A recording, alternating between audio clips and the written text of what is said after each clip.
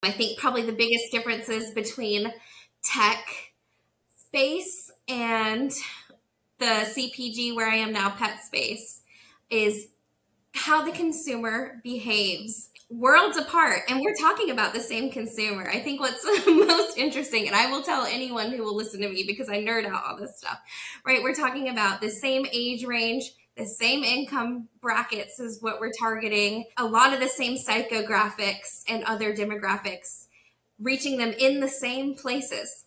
And we're having completely different behaviors on content, click-through rates, impressions, how things are actually moving through the social space, and then creating results is entirely different from one to the other.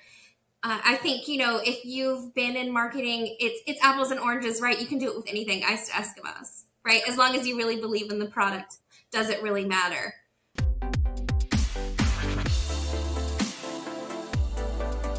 Welcome back to Generation Influence, a podcast focusing on the brand marketers working behind the scenes, driving change and innovation in e-commerce and influencer marketing.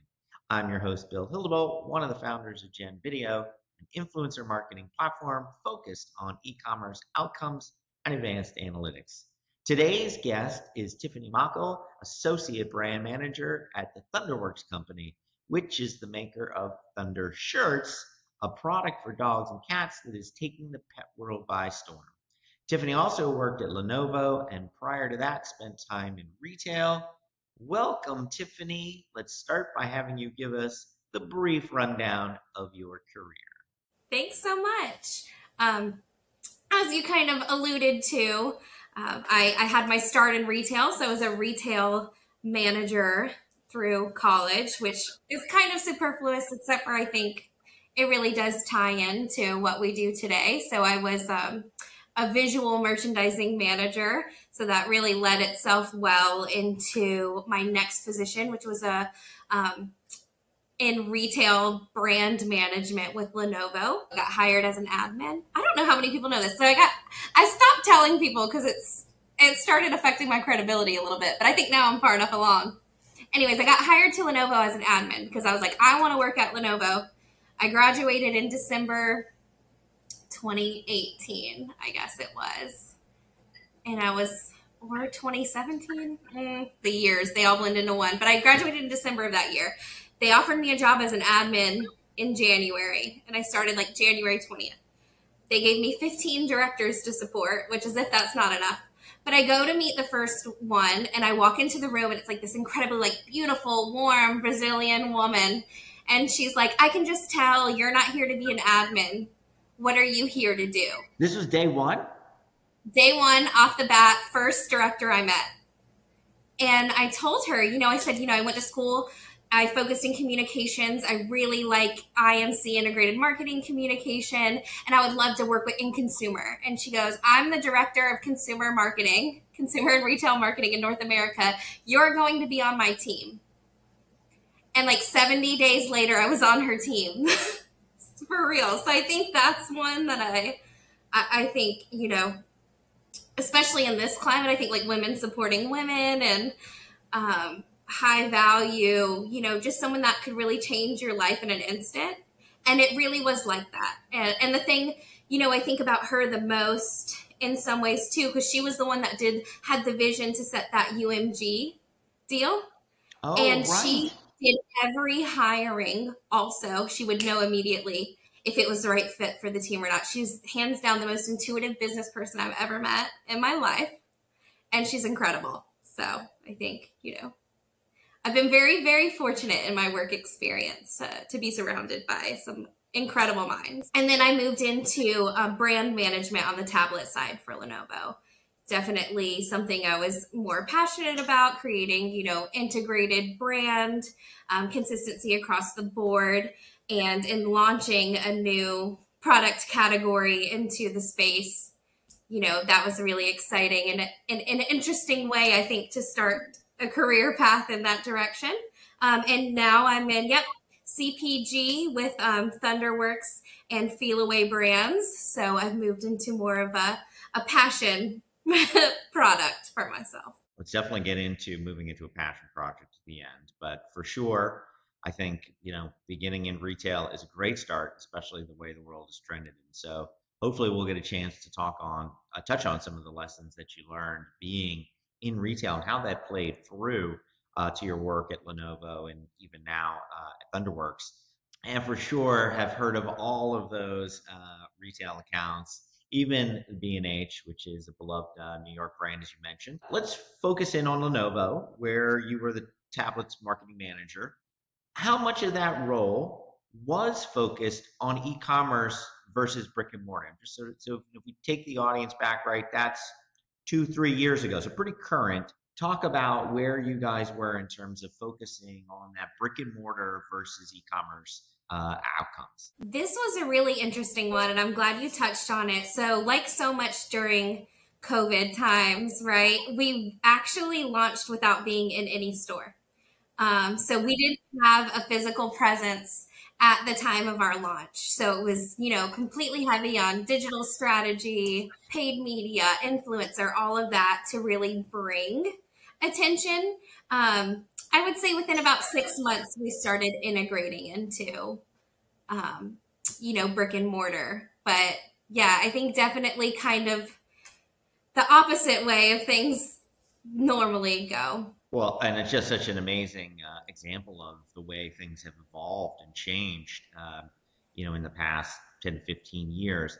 When we think about Lenovo, I think one of the things that's important, right, for people to appreciate is that Lenovo itself is a relatively new brand, at least in North America, right?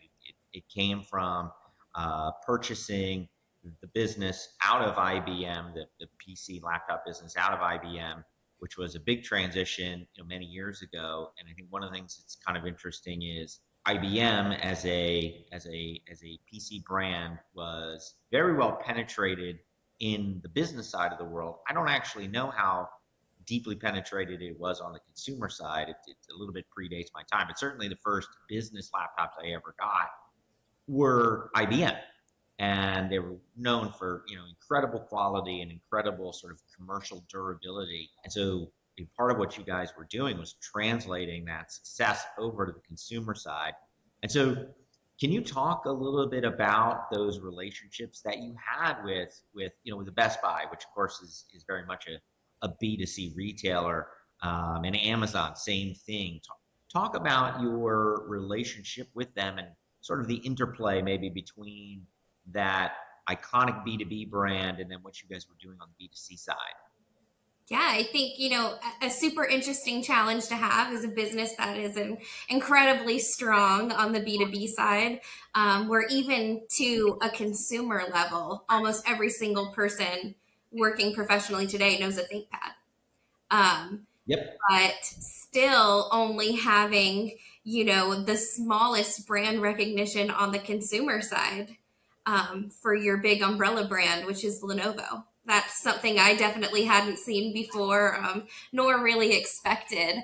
It was a really interesting challenge. The team that I was on, which we were like a tiger team. So we weren't even like official. It was like people coming from here and there to kind of decide how we were going to take this business to the next level. I wasn't completely on the ground of it, but I was fairly early in. We were able to grow the business a lot together, but we kind of decided to focus in on not the umbrella brand, but the smaller brands underneath the umbrella, build those up in order to gain that goodwill on the consumer side of the Lenovo brand. So kind of a bottoms up approach from branding. That's awesome. Now, and what were some of those smaller sub brands? Yeah, so we have Lenovo Legion, which you might think of as big today in the gaming community. And then we have Lenovo Yoga, which is kind of like the PC answer to a MacBook, right?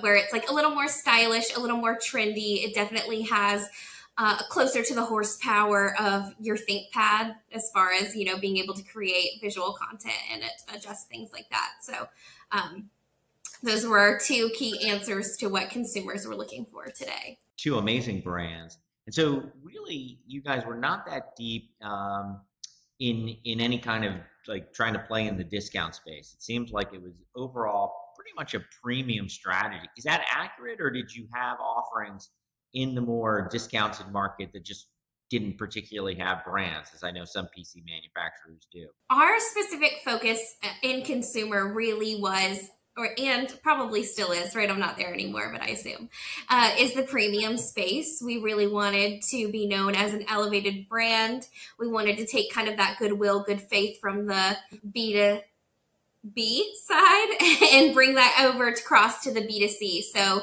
in the same way that we're known for, like, what else would you use at home or for work to work on? Why would you not want to use that at home?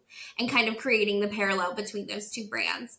And I think to tie that back to the retailers, that's what really helped us in getting into those retailer spaces and saying, hey, we're really going to be something big in the consumer space. We're going to get this trust. We're going to build this brand, and we can do this together because we already have it on one side of our business.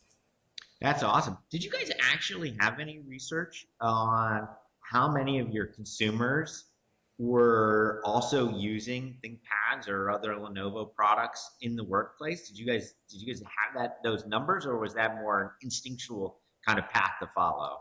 So there actually are kind of like annual studies, big consumer surveys, Nielsen data, like all of those resources. We used a lot of platforms. So I think while you couldn't tell exactly what that looked like, you would have a good idea, right?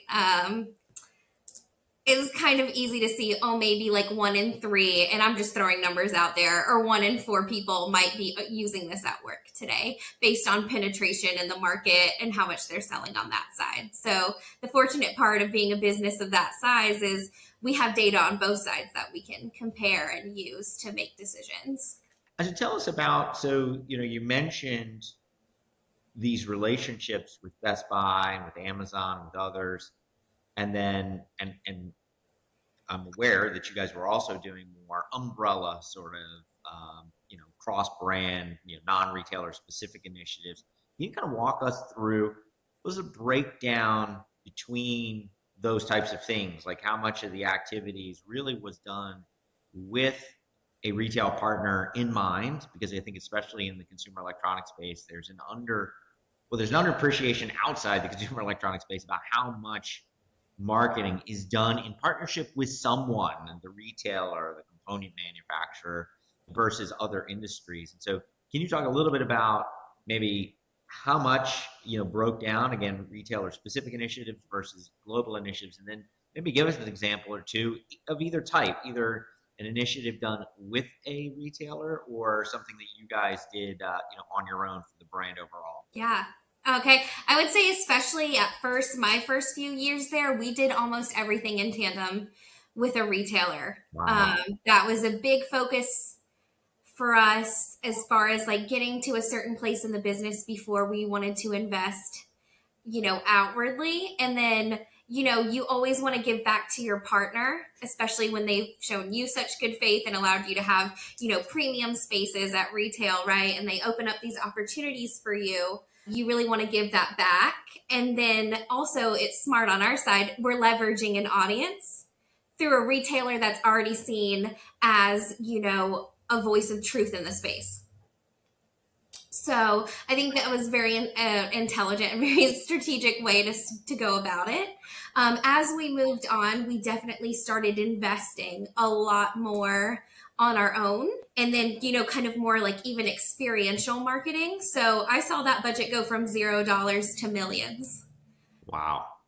In only my 3 or 4 years there. So really, really cool time to be there and be involved.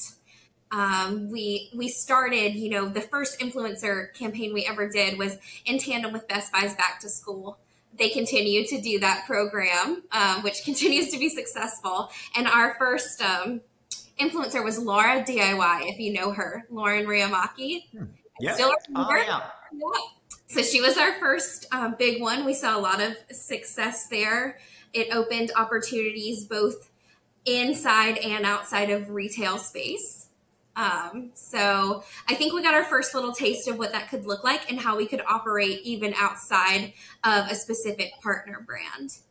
Now, if we want to even get a little more in the weeds, I think you kind of mentioned they don't appreciate how much partnership there is. And truly, in that space, it is incredibly hard to own your own marketing. Everyone wants a piece of the pie. Everyone wants to be involved, whether that's your AMD, your Microsoft, your Intel, regardless of what you're doing. If someone hears about it, they want to be a part of it, which, has its pluses and deltas, right? Who doesn't want more money?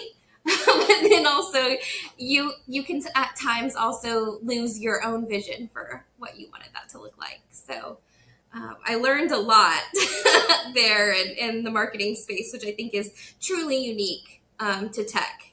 Well, I definitely think there's quite a discipline to be able to coordinate marketing amongst all these partners and to hold in your mind, what's important, even if something doesn't, explicitly include one of those partners. The fact that you have these tight relationships, you understand what their priorities are, you understand what their interests are.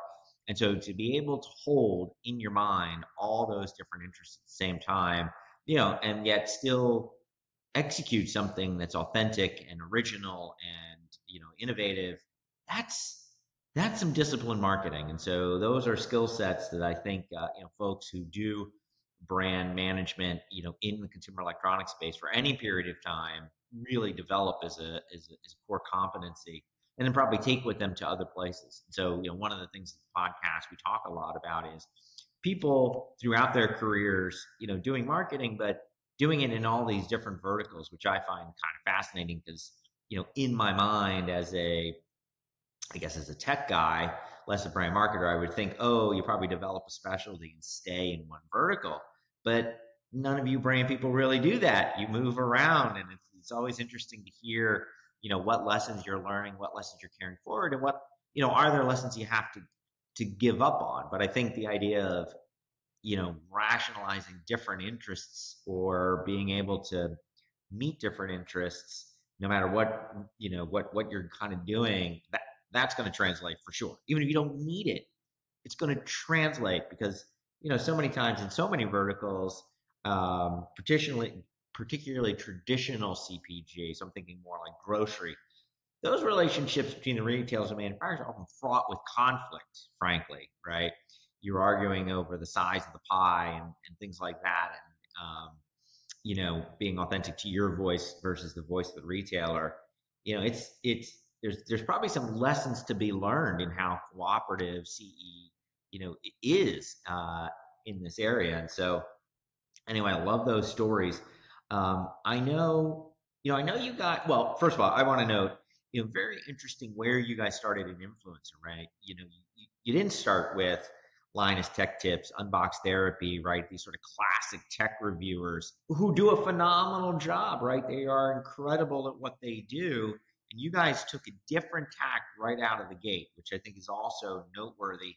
And I'm sort of curious, how deliberate was that, i.e., let's do something different versus just implicit, intuitive, like this is the audience we're trying to reach.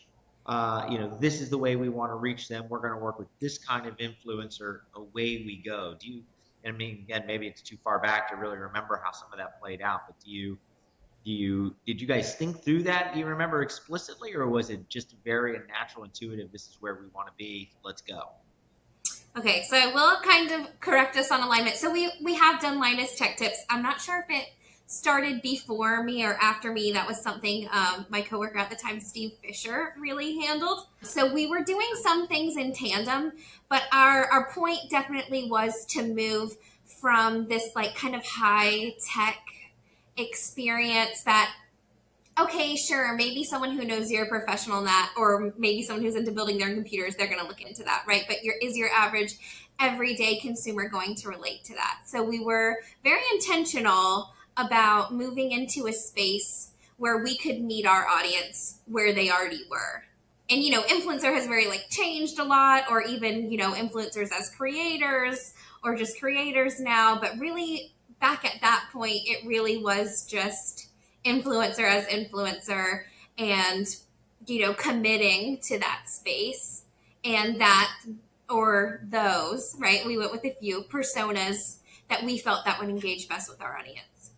By the way, I don't know if that was a Freudian slip, but I love that you said your average everyday consumer, which of course made me think of your average consumer, which is one of the leading tech influencers himself, Judner.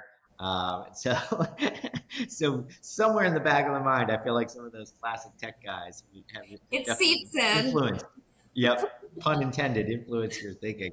Um, Also, by the way, great job. We're only 20 minutes or so into the call. We've already covered e-commerce and influencers, so our work is done here. The rest of the time, we just have fun. These are our core themes, and so it's great. So from here, we're on Easy Street, and we usually keep going deeper and deeper. So with those influencer campaigns, I definitely hear that you guys had some pretty broad goals in mind. You were trying to drive awareness, brand awareness, beyond just like, let's just try to maximize clicks and, straight up reviews. How did you think about success? How did you know it was working when you have KPIs like that are a little bit softer? Yeah, I think, one thing we found very important is that, brand lift studies and making sure you're doing that like every 6 months. When you have a campaign where the result is not necessarily as tangible, like sure, maybe you expect to see a little bit of sales lift, but you might see that anyway through a different avenue.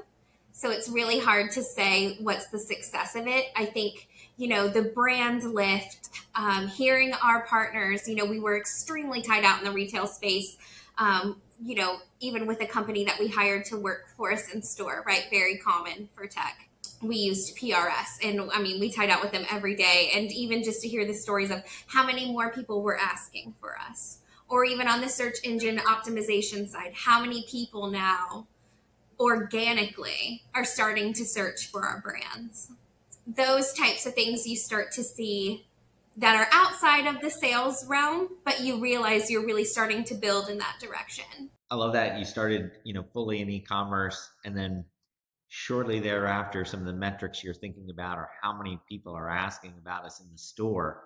And so that's phenomenal as a success metric. And I also love hearing that influencer marketing, which, again, typically still doesn't have the same scale budgets as like a TV campaign, right? So brand lift studies were designed to, spending tens of millions of dollars, in national television to go look at what the impact was. And here you were applying that tool to these influencer marketing campaigns, which I'm sure were, at scale for influencer and probably large for influencer. But to think that you were seeing brand lift studies coming off of some of those initiatives and positive results is obviously music to my ears. That to me is the definition of ROI when you can track things like that. So that's phenomenal. I think you guys did some stuff in the music space as well. Is there anything you can share with us about that? Yeah, absolutely. So we did a partnership pretty early on. We had just hired the Legion manager, and even before we got the yoga manager on board, who I think all of them, Emily, Lauren Ann. It was a tight group there for such a long time, and we worked with you for such a long time. But we partnered with UMG on a few-year contract. I don't want to get too specific, and we don't need to, sure, right? But it just allowed us to gain, an incredible amount of insight into where they see the market going, which, music and consumer goods really are tied so much more hand in hand than I think people expect.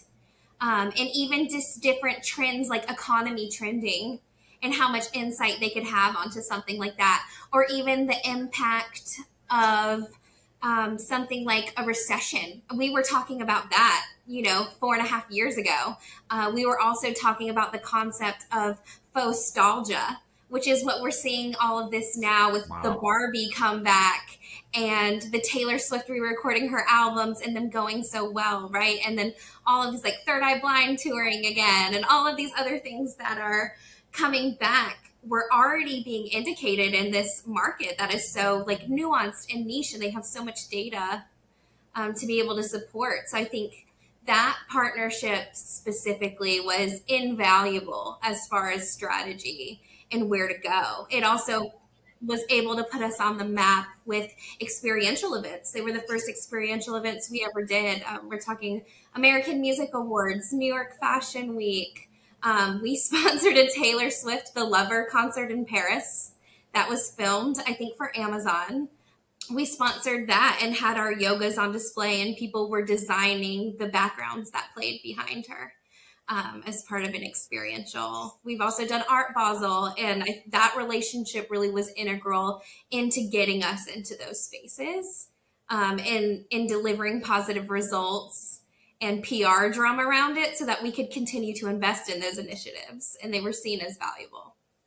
Wow, that's amazing. I mean, it is honestly hard to think of an industry that would be less associated with business than music. I think in the consumer's mind, even sports, I think obviously sports is another, let's call it a pure entertainment vertical, but it is one that we think of the business of sports, and we think of sports as very statistical and mathematical, which, again, kind of pulls you back towards a bit of this business orientation. But when you think about, and even like exercise and wellness, right, that there's a seriousness to that I think, music, and obviously music is a big business of itself, but music is what we truly think of as our own and very personal. And so it's hard to imagine anything that would have more of a, like, forget about us as a B2B brand. We are a B2C brand. Here we are embracing this. I don't know how much that went into the choice to go into the music, in the music vertical in that partnership, but that partnership is clearly brilliant. Like, just a stroke of genius to go there and then to do all the things that you guys did, all the learnings, that again formed this very broad market, and opened up the B2C. So, I love that example. I love that story. And I love that you brought it back in a couple different ways, to the influencer side of things as well. Any other influencer campaigns that you had that you think about when you think about your B2C success? It was my very first, not with an outside team. It was my very first, like, Tiffany Mall owned campaign for Lenovo. No one else's involvement. I made every decision, of course, with your trusted team and advisors. But this is definitely the one that sticks out in my mind every time we talk about it, and probably the reason we'll always continue to work together. So we launched Tablet. As I said, we were not in a retailer space yet, but we were launching at Verizon online. And then we would later come to the Verizon brick and mortar, and then Best Buy brick and mortar, and then there on out. But we were debuting to US consumers online only in digital space. So very interesting challenge. But we wanted to create something that was really meaningful and effective. Our plan was 4 influencers, kind of on the micro scale, right? Everyone definitely within the hundreds of thousands or less followers. 4 videos. So we're talking about a scale investment, a launching brand for 4 videos, right? 11 posts and 1 month running. And the spend on that much smaller than I think anyone would imagine coming from us. But I'm here for a challenge. The results off of that initially were 1,143,000 plus impressions. We had a 3.3 million reach, 15,000 plus clicks, a 754% traffic lift, and 4.9% sales lift. Wow. So I think that one's one for the books. If I ever teach a class on it, that one's coming up for sure. And we extended that campaign 3 separate times with additional investment. I love that story. It's such a good story, and there's so many interesting elements there. First of all, we heard Verizon, which, again, launching with a partner that isn't even one of the traditional retailers you mentioned. I mean, for sure they're a retailer, but we all sort of think of them as a own brand. So that's an interesting angle there. Obviously, the modest budget, that you guys were able to have that impact and get. When I think about launching products, what I always talk to clients about is this concept of escape velocity, right? Like, what do we need to do to make sure that this product, breaks through, and and is able to last, right? Because if you can launch the greatest product in the world, but if it doesn't have the right support, it's going to be very difficult for it to break through the clutter of amazing products that already exist. So the challenge is enormous. And it doesn't always have to be huge budgets to do it, but it has to be the right elements done in the right way and in this sort of self-supporting type way. So one of the things I always think about is like, getting the content right on the product page and making sure that there's enough reviews and video along with the images and all those types of things. And then obviously the support to try, to bring in traffic to generate that little bit of awareness that can start to snowball. So what a great story. I love that. Love the shout outs for Jess and Kenzie. We will definitely call them out in the podcast so that we can celebrate their participation. And for sure, gen.video was privileged to be part of that campaign. So yeah, no, that is definitely a mutual win. Okay. And congrats to you. Oh my God, so much fun to to have your own campaign to like lead and drive and and build confidence from. So now let's talk about the switch over to ThunderShirt.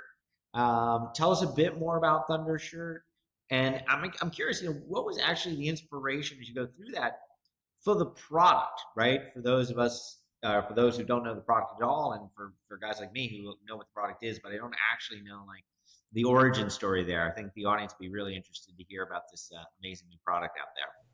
Yeah, I'm thrilled to share. So a little background on me that people may or may not know, and usually that depends on how many calls you have with me at home, is I have a very high needs, high anxiety rescue dog. She came from an abuse situation. So animal anxiety trainers, like this is a world we got really, really personally involved with. And ThunderShirt offers a solution for that, actually multiple solutions. So we have a whole product line, but our origin is in the ThunderShirt, which is a shirt that wraps around your dog. So it applies around the chest and then around the stomach. It gives gentle pressure that helps to calm animals. And actually, our CEO, Phil, he invented it. So it's patented, everything. He invented it as a solution to meet his needs for his dogs because, we live in the South, North Carolina, right? And so there's a thunderstorm almost every day in the summertime. And his dog was truly struggling. So he invented the ThunderShirt. And that's kind of how we started. And this was 10 years ago, 11 years ago, somewhere around there. So we've expanded from that point, but it's always been the same place we're coming from, is to try to help, alleviate this anxiety in the home, both for the dog and for the pet parent, right? Because it's hard to watch your loved ones struggle, right? Whether human or not. So we provide solutions that help with that. And then on the Feliway side, which is our cat brand, more or less essentially the same, but definitely more on the pheromone side because it's a little bit harder to get a ThunderShirt on your cat. We have them, but a lot of cats really struggle with that. Oh my God, I love it. I hadn't connected, I'll be honest, I hadn't connected that the thunder was literally the idea of thunder is one of the main causes of anxiety for dogs. And that's where the story would come from, because I'm more familiar with sort of the rescue dog issue. But no, that's great. And what a wonderful thing to be, moving forward, with your own career is, bringing comfort to others, human and not. And so that's a great story. Well, tell us, right? So you move from, Lenovo, which again, we talked about how that was a startup at one point itself, not so long ago, or at least a new start of a company not so long ago, to ThunderShirt, which has been and ThunderWorks, which has been around for a while, but has to have more of a feel despite all the success of a startup. What are the big differences that you've seen, both sidewise, from what are the differences from a larger company like that to a smaller company like that? And then if you want to, if there's any, stories in particularly stick out for you, or lessons or insights moving from consumer electronics to a product like this? What are those differences? Sure. I think we can start with the big ones, right? Uh, Today, if I have a campaign idea, I can pitch that idea and start executing immediately. That benefit is unbelievable, as far as freedoms, and this is something I really want to do, and here's why, and then I can convince someone into that. Whereas when you're talking about a business with 77,000 employees, there's a little bit less of that kind of free-flowing freedom, or say I am the associate brand manager, right, of ThunderWorks and Feliway. There is only like one person above me, the brand manager of ThunderWorks and Feliway. So those levels, it's so much smaller. It's so much easier to operate and function. I went from a cross-functional team on a weekly basis of about 136 people. Wow. To about 20, maybe.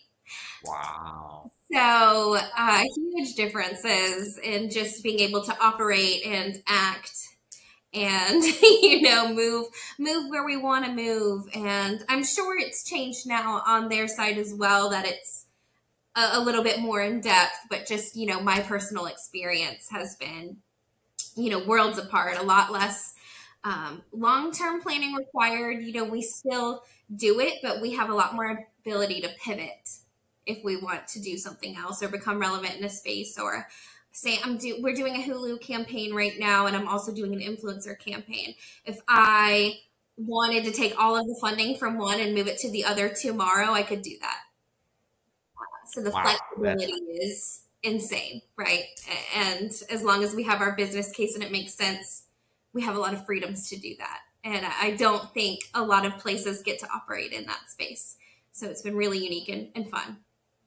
I think probably the biggest differences between tech space and the CPG, where I am now, pet space, is how the consumer behaves, and worlds apart. And we're talking about the same consumer. I think what's most interesting, and I will tell anyone who will listen to me because I nerd out all this stuff, right? We're talking about the same age range, the same income brackets is what we're targeting.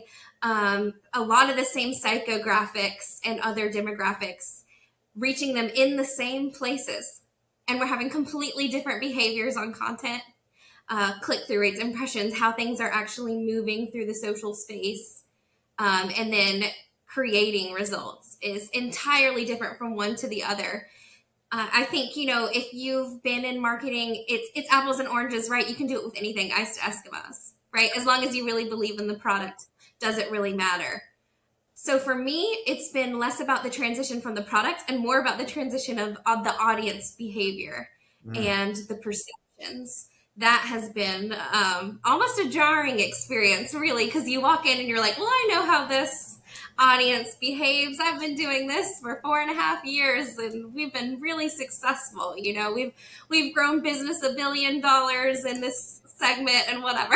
And then you move on to a pet space where you're like, okay, this person has the same amount of money, so it's a lower actual commitment on dollar. We're talking about a 550 price point item to a 50 price point item. Where are we losing it in translation? And so that's been a really interesting place to be in. I haven't been in it, I feel like, long enough to really get my hands in there and get dirty with it. But we've done, some studies and some brand surveying, and we're implementing different programs in different spaces, and we're seeing, improved results in different, but super interesting how you can target the same person for such different results. Unbelievable. Yeah, it's interesting, and I love the way you actually said it, because as we move a gen.video from vertical to vertical, we obviously see those same things. We're seeing them with you, and so happy to to kind of be along for the ride with you at ThunderWorks. And when I think about those experiences, because again, I'm moving from vertical to vertical and client to client at the same time, I've never even thought of them as the same audience. But you're exactly right. It is the same people. And, but the behaviors are completely different. And I guess, for us, we've been doing it so long, quote, as a company, that we have all these benchmarks and we know, right? We know what's going to happen in terms of these, like, literally step change differences between the performance in this type of campaign and another. And again, we're still, we're talking about pet. It is a high passion point vertical, right? So we're not even talking about, soup. And we had somebody from Campbell Soup on, and Campbell Soup is an important company in my life. But again, it just doesn't generate the same passion as, as pets. And so you put pets up there against consumer electronics in terms of the way, the passion that people bring to those verticals, but yet the behaviors are different. And like, I literally have nothing more insightful to say back other than there's this quote, I forget who said it, but it's, I contain multitudes.